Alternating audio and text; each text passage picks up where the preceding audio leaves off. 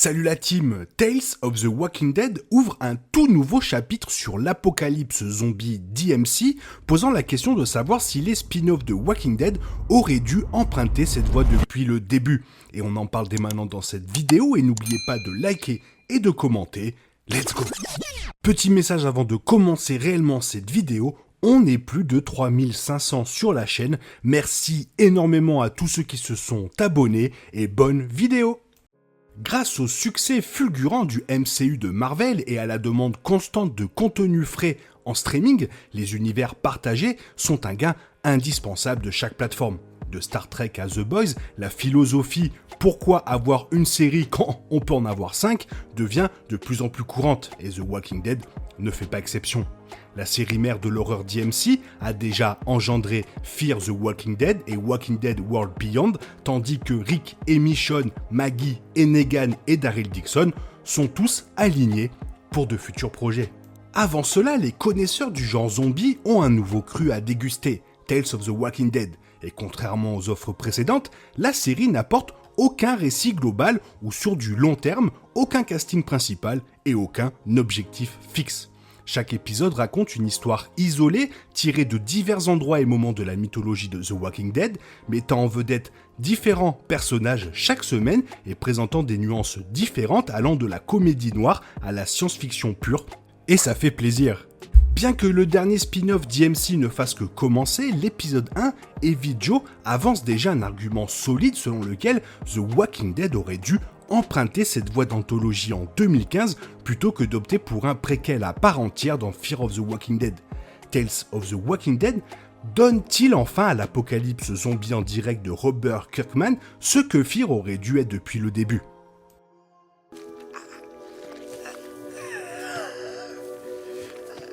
Parce que finalement, le problème de Fear of the Walking Dead, c'est qu'il est devenu The Walking Dead et trop rapidement. Au début, Fear the Walking Dead s'est différencié en se concentrant carrément sur les premiers jours de l'apocalypse, tout ce que Rick Grimes a manqué en gros. La saison 1 a vu la famille Clark découvrir des cadavres en train de se réanimer, comprendre les règles du combat contre les morts-vivants et faire face à des efforts militaires futiles pour réprimer l'invasion de zombies. En conséquence, Fear the Walking Dead et The Walking Dead ont réussi à rester distincts malgré la course simultanée. Et dès la saison 2, Fear the Walking Dead a abandonné son histoire d'origine et a commencé à occuper la même arène que sa série mère. Puis, Morgan, Dwight et Sherry se sont tous croisés et Fear the Walking Dead s'est transformé en un simple copier-coller de The Walking Dead, plutôt qu'en quelque chose de vraiment différent.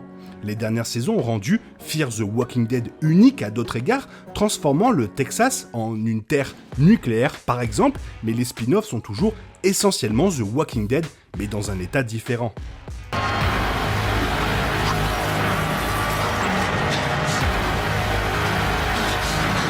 Le j'en peux plus des zombies est bien réel, et les téléspectateurs qui suivent la liste complète des contenus de Walking Dead DMC pourraient bien ressentir des symptômes apparaître.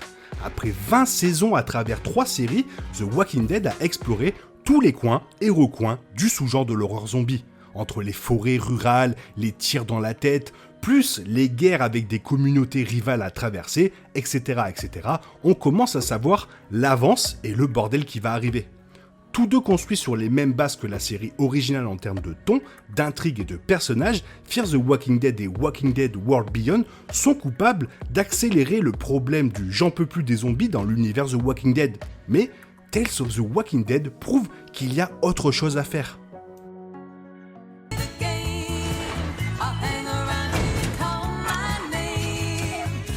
Et si finalement les deux séries changeaient de place ? Si Tales of the Walking Dead était sorti en 2015 au lieu de Fear, ça aurait aidé à éviter cette fatigue.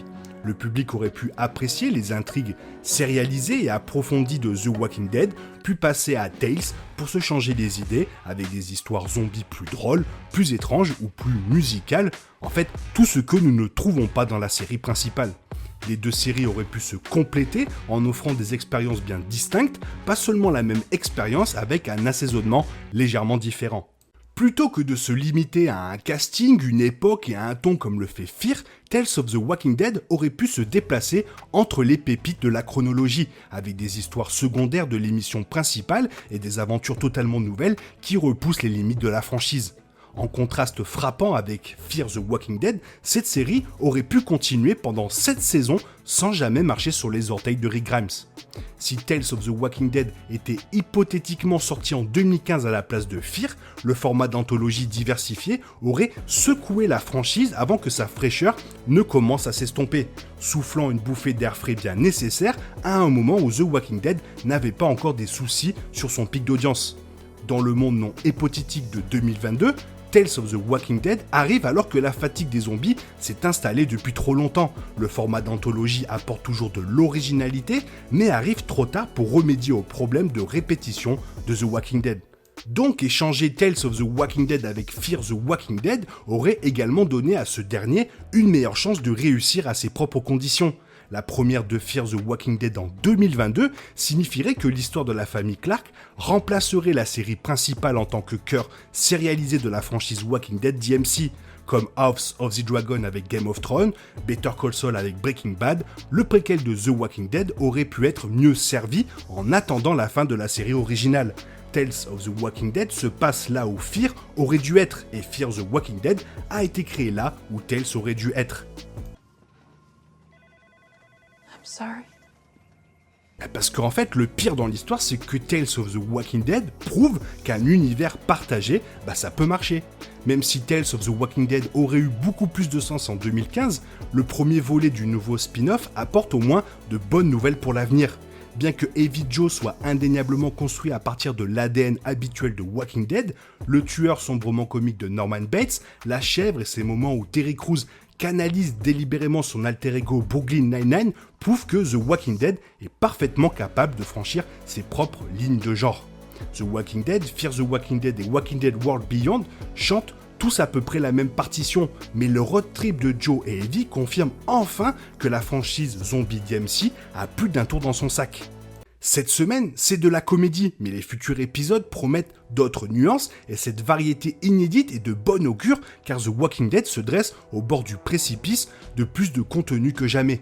Le deuxième épisode fait d'ailleurs un gros clin d'œil au film Un jour sans fin avec Bill Murray, ce qui amène la série vers des histoires à la métal hurlant avec ce petit côté science-fiction. Le troisième épisode sera apparemment sur l'histoire d'Alpha, donc c'est assez sympa. Bien que nous ne nous attendions pas à ce que le spin-off de Daryl Dixon inclue des scènes loufoques genre comédie musicale, Tales of the Walking Dead montre comment la liste des projets à venir d'AMC peut s'écarter de la formule d'un ancien temps tout en se sentant comme The Walking Dead. Après plus d'une décennie, la perspective de plus de Walking Dead que jamais auparavant peuvent sembler intimidantes et abusives. Mais Tales of the Walking Dead donne l'espoir que l'avenir ne sera pas simplement le même. Voilà, alors comme dit un peu plus tôt, moi cette série d'anthologie me fait penser beaucoup à Métal Hurlant, je sais pas si vous connaissez, moi c'est vraiment des trucs que j'adore parce que ce sont toujours des histoires différentes et c'est toujours très accrocheur. Et là pour moi les 2 premiers épisodes étaient vraiment très bons, même mieux que Fear the Walking Dead, même désolé de le dire, mieux que Walking Dead. Toi, si tu as vu les épisodes, fais-le moi savoir dans les commentaires et dis-moi ton avis. Et j'espère que la vidéo t'a plu et si elle t'a plu, n'hésite pas à la liker, la partager, la commenter et à t'abonner. Merci. Je te souhaite une bonne matinée, après-midi, peut-être une bonne soirée ou un bon week-end. Hop, attention derrière toi, il y a un zombie.